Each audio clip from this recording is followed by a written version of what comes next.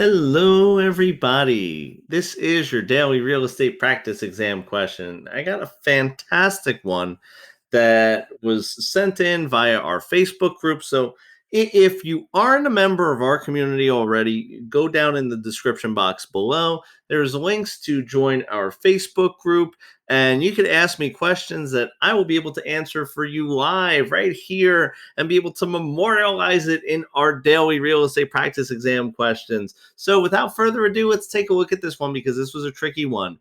In a VA loan transaction, to whom is the discount, if any, paid?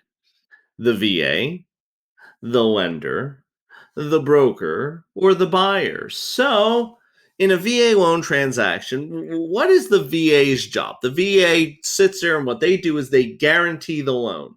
That's literally how the veteran is actually able to not have to put anything down.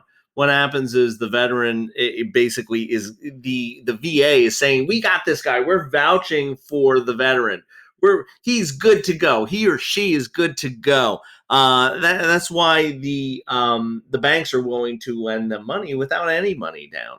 So the VA only guarantees the loan in some situations. Now, I will tell you this: in some situations where there is no approved VA lender, the VA will lend money. However, that is an outlier situation rather than it is more the exception to the rule rather than the rule. So the VA's main purpose in VA lending is to guarantee the loan. So they guarantee the loan to the lender. So the next one we're left with is the lender, the broker, and the buyer. So let's talk about what we're referring to in regards to discount. So when I see discount in this question, I'm thinking of discount points. And when I'm thinking about discount points, what discount points are is number one, they're 1% of the loan. So 1 point is 1% of the loan. Okay.